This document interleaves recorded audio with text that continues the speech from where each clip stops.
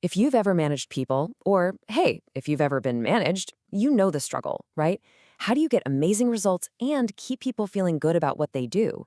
It's a puzzle that leaders have been trying to solve forever. Well, today, we're going to unlock one of the simplest and honestly, one of the most powerful solutions ever created.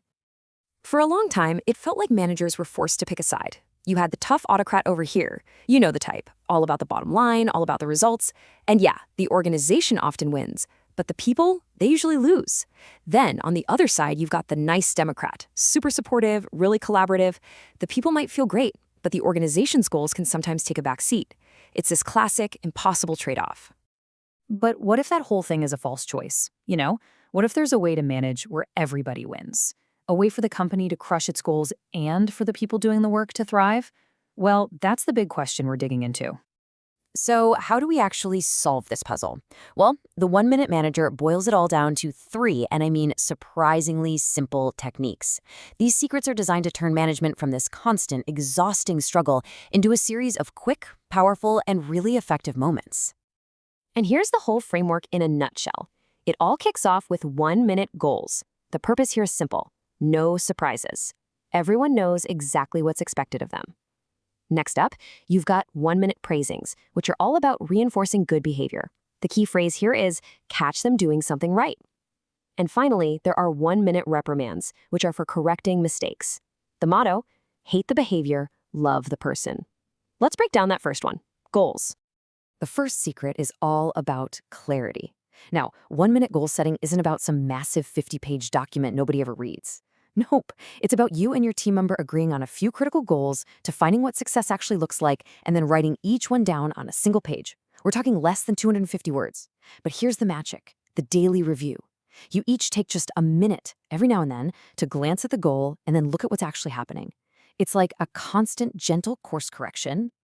Okay, the second secret is all about building momentum. Instead of waiting around for some formal annual review, you actively hunt for opportunities to catch people doing things right.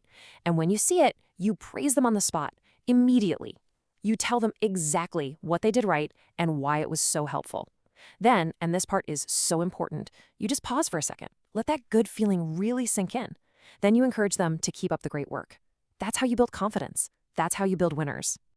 And the third secret, this is all about course correction, not condemnation. When an experienced person messes up, you deal with it right away. The first half is tough, I won't lie. You state the mistake clearly, you say how you feel about it, and then you pause in silence. Let it land. But the second half is what makes this work. You reconnect. You reaffirm their value as a person, telling them, hey, I think you're great. It was just this one performance that wasn't up to par. You separate the behavior from the person. And then, and this is key, once it's over, it is over. No grudges. All right, so we've got the three secrets: goals, praisings, and reprimands. But why are they so effective? Well, the psychology behind them is actually really simple and honestly kind of profound.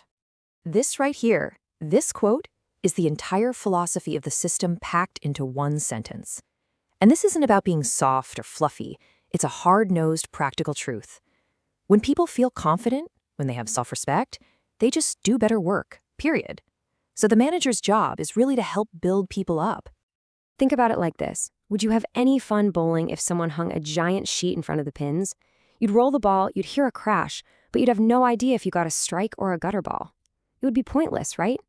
Well, for a lot of people, that's what work feels like. They don't know what they're aiming for. 1 minute goals, they just lift the sheet so everyone can see the target. I love this phrase because it gets right to the core of what actually drives people. The book makes a powerful case that the #1 motivator for people isn't money, it's not fear, it's feedback. Just knowing how you're doing in real time is what lets you adjust, get better, and stay motivated. It's what keeps you in the game. You don't train a whale to jump 20 feet out of the water by waiting around for it to just happen one day. Of course not. You start with the rope at the bottom of the pool and reward it for just swimming over. You reward progress. And it's the exact same with people. If you wait for absolute perfection before you give any praise, you might be waiting forever. By praising the small steps in the right direction, you shape the behavior and build the confidence they need to become a star. Now, the psychology behind the reprimand is just as critical. And it all starts with this idea. A mistake is something a person did. It's not who they are. So many managers get this wrong. They confuse the two, and they end up attacking the person's self-worth, which just makes them defensive and angry. So here's the crucial point. The reprimand works because it respects that the person is in charge of their own actions. And because those goals were made crystal clear from the very beginning, that whole no surprises thing, the correction feels tough, but it also feels fair. You're empowered to make a better choice next time because you knew exactly what was expected all along. It's about fixing the action while respecting the person. So, how do we tie all this together? It really comes down to a simple, actionable game plan you can start using right away. This sentence right here is the entire system. It's so elegant. The 1-minute goal, that's what gets the behavior started. It sets the direction. And then the 1-minute praisings and reprimands, those are the consequences that follow. They either reinforce the behavior to keep it going, or they correct it to get it back on track. It's a perfect, complete feedback loop. And that really just leaves us with one final thought to chew on. The book suggests that the absolute best, most valuable minute you spend as a manager is the minute you invest in your people. It's a simple little shift in perspective, right? It's about seeing management not as this series of long, complicated tasks, but as a series of brief, powerful moments that can truly make all the difference.